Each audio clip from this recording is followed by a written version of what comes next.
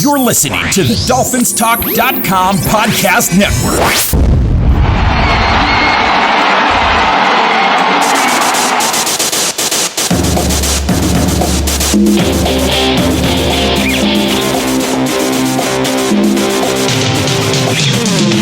You're listening to the DolphinsTalk.com podcast, the most listened to daily Miami Dolphins podcast on the internet. Come on, Dolphins fans. Time to fins up. All right, Miami! Miami's got the Dolphins, the greatest football team. We take the ball from goal to goal like no one's ever seen. We're in the air, we're on. Good afternoon, Miami Dolphins fans. How are you today?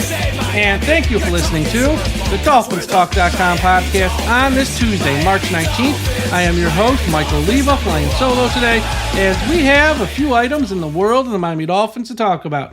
First off, we got Bradley Chubb restructured his deal. We got some mock drafts out from Kiper and Daniel Jeremiah that are worth mentioning. And also, there's been some rumors and rumblings that the Dolphins might be on the verge here of an acquisition or a signing or a trade of some bigger name player that could come in and really help the Dolphins right away here in 2024. So we're going to talk about all that. But before we get to any of that, as always, a big shout out to everyone listening at finheaven.com. Everyone go to finheaven.com, the largest Miami Dolphins message board on the internet. Also, a shout out to our friends at the I Am a Miami Dolphins Fan Facebook page, run by the great and talented Carlos Hernandez. If you're on Facebook, please be sure you are a part of the I Am a Miami Dolphins Fan Facebook page. And wherever you're listening to this podcast, whether it's Apple Podcasts, Spotify, YouTube, Podbean, Podchaser, Audible, subscribe. Hit that subscribe button. We've had shows each and every day of the week this offseason in this free agency period. We've covered every transaction, every cut, every signing, every rumor, everything that's out there. You're not going to want to miss any of the shows moving forward, as we will continue to do that, as well as when we get closer to the draft, we're going to have you covered on the draft like no other outlet that covers the Dolphins, to have you prepared for rounds 1 and 2 with pick 21 and pick number 55. We are the only outlet out there covering the Dolphins with a wide variety of hosts, with a wide variety of opinions to give you, a thoughts on everything from various people. So, subscribe to the DolphinsTalk.com podcast network on whichever platform you're listening. We appreciate your support. All right, big news from Tuesday is the Dolphins restructured the contract of Bradley Chubb. It opened up $11 million on the salary cap this year. Miami converted $13.75 million of his base salary to a signing bonus. And to put this in English, the long and short of it is this. Miami could have moved on from Bradley Chubb after this upcoming season, realistically. Now, with this restructure, they really can't. And they're tied to him at least until after the 2025 season. That's their real first chance to move on from Bradley Chubb. Now, heading into this offseason, the Dolphins had 4 big-name players they could have restructured, open up serious cap space. As of today, they've done 3 of those. Chubb here, obviously. They've done it with Jalen Ramsey and Teron Armstead. The one they haven't done yet is Tyreek Hill. We'll talk about that here shortly. But the one with Armstead I wasn't on board with, only because of all of his injuries. But when you saw how they did it, they essentially, this will be Armstead's last year in Miami. They moved around some of the money, and they can move on from Armstead pretty much after this year. So that one made sense, so I was okay with it. The Ramsey one makes total sense. With Howard gone, Ramsey is, he's a future Hall of Fame cornerback. He is that good, and you want him here as long as possible. So I'm totally good with the Ramsey restructure. The Chubb one, I could go either way. It's only one more year that you're tied to him now, so it's not the end of the world. But he's going to miss a big part of this season with the ACL injury. How many games, I don't know, but it's probably all September. And once we get to October, it's probably then we'll see. It might even be most of October. Who knows? But this is a lot of money, and the Dolphins needed this money because they didn't even have money to execute the signings they did yesterday with Isaiah Wynn and Jack Driscoll, right? Those 2 guys who are not making big money, 1-year deals for very little money, they didn't even have the money to actually execute those deals, so they needed to clear this space this morning so they could finalize the Wynn and Driscoll deals. So that makes sense. But there's also a report out there from Barry Jackson of the Miami Herald that the Miami Dolphins are still talking to players that aren't your league minimum guys. And per Barry Jackson, a couple of those guys are well above minimum guys. So what does that mean? So far the Dolphins, with most of their signings, the Jonathan Harrises of the world, Neville Gallimore, Benito Jones, the tight end there, Jody Fortson from the Chiefs. A lot of their signings are just guys who are journeyman, career, backup type players, not costing any real money on the salary cap, just league minimum guys. We need warm bodies to come in here to fill the spots, the holes we had. So we're just out there signing a bunch of guys. Nothing that's going to move the needle. The Jordan Brooks signing and the Kendall Fuller signing are guys who got some real money, but really those are the only two. Jordan Poyer got 1 year, $2 million. He's like a rental. 1 year, then he's probably going to retire, honestly. And even for Shaq Barrett, 1 year deal, like $8 million, 1 year rental. Guy's a little bit older. It might be his final year in the league too. They haven't signed anyone to really big money this offseason or traded for someone either. They haven't acquired anyone. Per this report, it sounds like they're talking to a few different guys who would not qualify in that low money, guys who are well above your vet minimum guys. And he said also on Twitter and X today, that would be Barry Jackson. He knows the names, but he's been asked not to say them publicly. That's what the organization asked, and he is respecting their wishes. So let's do some speculation here on who some of these names might be. Because you look at the guys who are still unsigned. Yeah, there's a bunch, but I don't know how many of the guys that are out there are more than vet minimum guys. There's probably not a ton, especially at the need positions Miami has. That's where you can narrow this down. They're not going to give big money to a running back now. They're not going to give big money to a punter or a kicker. We know the need spots. And the two big need spots, well, there's three. They are offensive line, they are defensive line, and there's wide receiver. I was looking at the offensive line, and there's really not a ton out there. And with the guys they've signed, I think if they add an offensive lineman, it'll be in the draft. I don't see them spending big money on any of the offensive linemen who are still out there. So I'm even crossing that off the list. Let's look at wide receiver and defensive line specifically, because those are two big spots that the Dolphins have to fill or they might want to spend some money. Wide receiver. There are three what I would call bigger name guys out there who would require, well above is the key word here, vet minimum money. They are Tyler Boyd, Odell Beckham Jr., and DJ Chark. Yes, there's Michael Thomas, but I am not a Michael Thomas guy. The guy's been hurt a ton the past 3 to 4 years. He hasn't played in many games. He missed the entire 2021 season. Ankle injury, foot injuries, numerous times. For a wide receiver who has to run a lot, that is not good. So he's out there, and maybe it is him. I don't know, but I would not pay him well above vet minimum money. I don't even think, it's a name. It's name value. I don't know if there's much there left in the tank. The other name that's out there is Hunter Renfrow.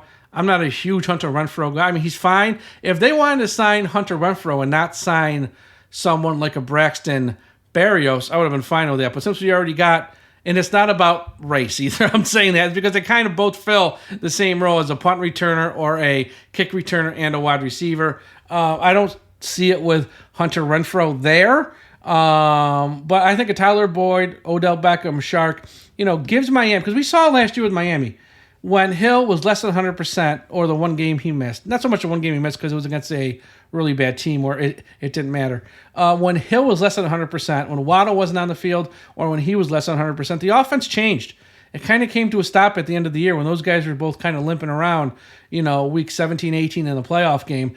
They need more depth at wide receiver, and the Robbie Chosens, Chase Claypools, River Craycrafts of the world aren't cutting it. They need real wide receivers for depth. And I think if it's a Tyler Boyd or a Chark or an Odell, that would give them that. But what if they look at the trade market? This is where it gets more interesting, because we know nobody likes a trade. Nobody loves a trade more than Chris Grier. Look at the trades he's made in recent years. Traded for Tyreek Hill, traded for Jalen Ramsey, traded for Bradley Chubb, had the 3rd pick of the draft, traded down to the 12th pick of the draft, only to trade back up to the 6th pick of the draft in about a span of 10 minutes. Chris Grier loves him a trade.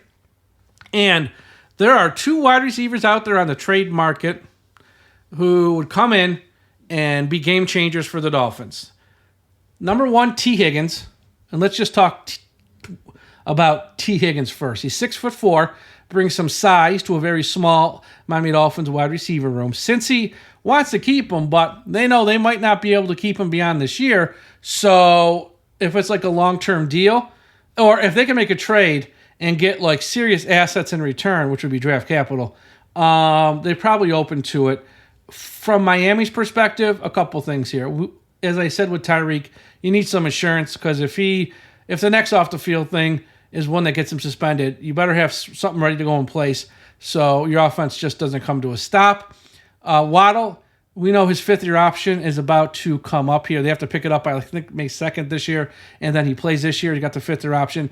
We just saw Wilkins walk out the door without being able to lock him up. You don't want to have that happen with Waddle, so you want some insurance here. And yes, I understand. If you trade for Tee Higgins and you pay him, that means probably Waddle's gone after his 5th-year option, or you're going to let Hill walk after his 5th-year option. But it also means you have a 2-year window to win a Super Bowl with Hill, Higgins, and Waddle, because you're going to have control of them this year. You're obviously going to pay Higgins, and you'll have control of all 3 of them then next year. So there's that. Now, when it comes to what you'd have to part to get them, I think for Higgins, probably 2 second-round picks. So pick number 55 this year, and probably a second-round pick next season, which isn't the end of the world, because with Miami having compensatory picks coming for Hunt and coming for Christian Wilkins, in 2025, Miami, if they traded a second-round pick in 2025, would still have a pick in round 1 and then 3 picks in round 3. So you could, part with a second-round pick in 2023 and be okay, because those comp picks are coming. And again, it's not perfect. I don't know what it would cost to pay Higgins. Probably a lot. They'd have to probably rework some cap numbers. Maybe you give him his extension after June 1st there, when Howard's numbers come off the books. It might mean, again, you're going to lose like Waddle in a couple years, or maybe Holland won't be back after this year. You're going to have to make that call now as you do your long-term projections with the salary cap, but it's a name out there, and it would, put Miami front and center here. That would be one of the best wide receiver rooms in NFL history, much like if they added this other name, Bandon Aiyuk from San Francisco, who I think is even more intriguing, because we know San Francisco has been trying to move him. There was a report that they almost had him traded to Jacksonville last week. Jacksonville backed out at the last minute because the price was too high. Now for Aiyuk, who has a history with Mike McDaniel, they were together in San Francisco. He knows him very well. You might have to part with a first-round pick for Aiyuk, but it might only be a first-round pick. So you still have your second-round pick this year, but Miami might go wide receiver in round 1 anyway, so you're kind of filling the need there. All the things I just mentioned above, where, insurance for Hill, yes, it might cost you Waddle in a couple years, or, but for a 2-year window, you'd have Hill, Waddle, and Aiyuk, which would be unbelievable, and you can make a 2-year run at the Super Bowl there.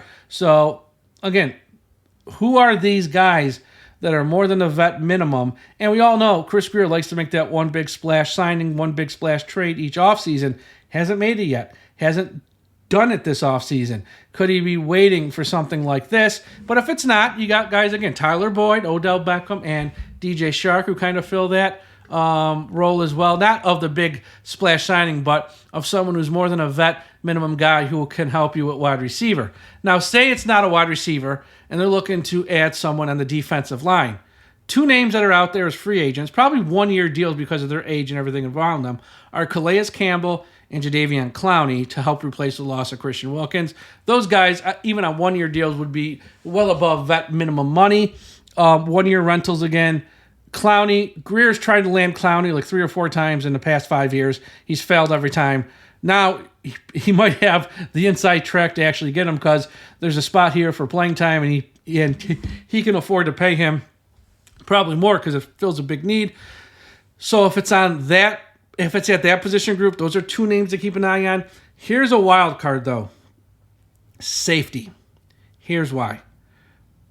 Anthony Weaver is going to run a new scheme here. It's going to be heavy on a 3 safety set. Also, Miami doesn't have Jordan Poyer or Jevon Holland under contract in 2025. Jordan Poyer is a 1-year rental, $2 million. Wanted to play close to home, probably his last year in the NFL, so he's not a long-term answer for anything. Jevon Holland, you can't pick up a 5th-year option for him because he was a second-round pick. There's no 5th-year option. He's a free agent after this year. Justin Simmons is out there, one of the better safeties in the league. You bring him in. For this year, you got Simmons, Poyer, Holland, and then in 2025, you'd still have Justin Simmons under contract at least while you try to work to keep Jevon Holland. So that's another wild card here of someone who would cost well above the vet minimum, who would come in and make an impact in 2024 with this new defensive scheme we have with Anthony Weaver. So this report from the Miami Herald that the Dolphins are talking about, bringing someone in who's well above the vet minimum. This is why they need the salary cap space here. Those are names to keep an eye on.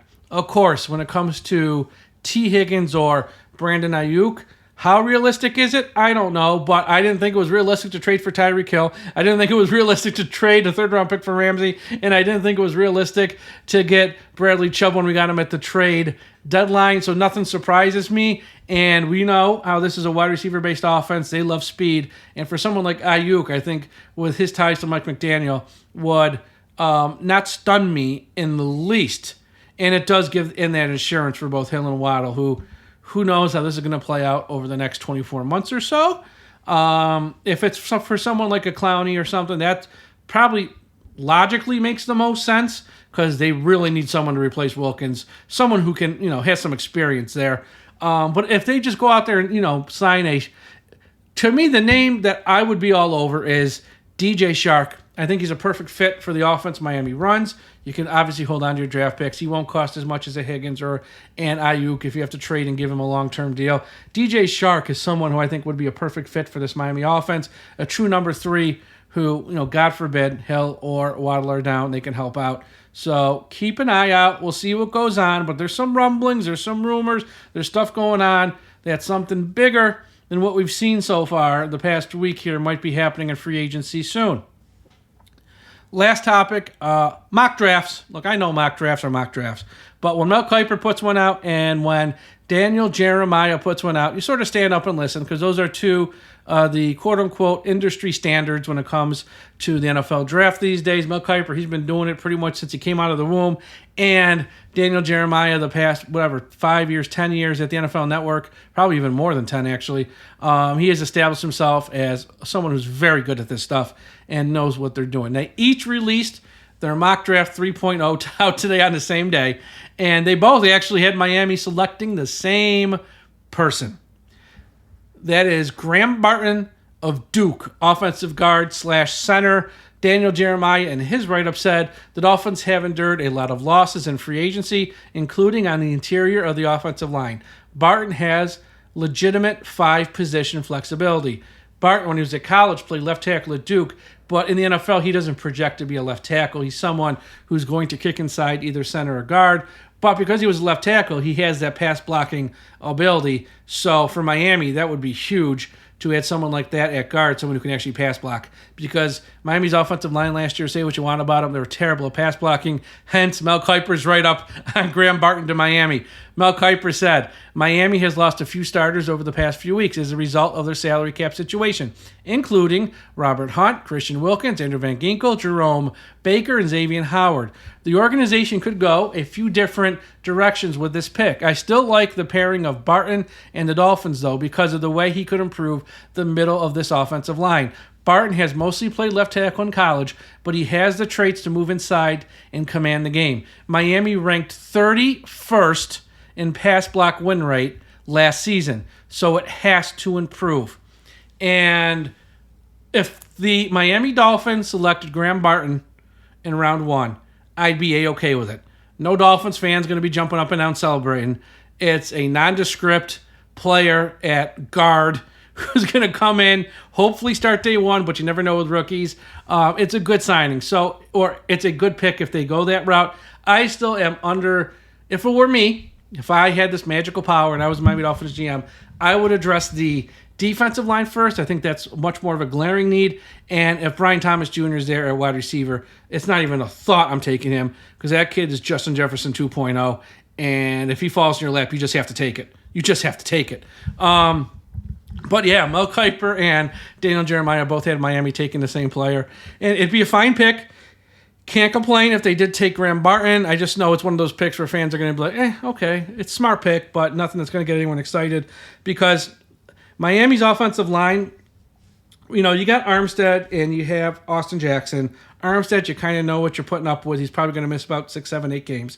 But the rest of the offensive line, Connor Williams is gone, and you got Aaron Brewer. Aaron Brewer's fine, but he is a step down from Connor. I mean, it's a good signing. I'm happy he's here, but he is a step down, a little bit of a downgrade. And right guard, obviously no Hunt. Left guard, Isaiah Wynn's not someone you want to be tied to, because he's the one guy who makes Armstead look healthy. I mean, Isaiah Wynn gets hurt more than Armstead does. So what are they going to do with guard?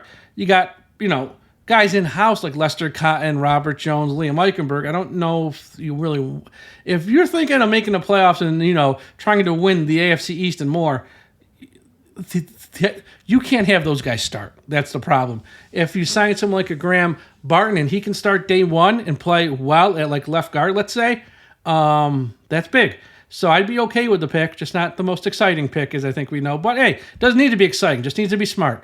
We need good players, especially on both lines of scrimmages, so I'd be okay with that.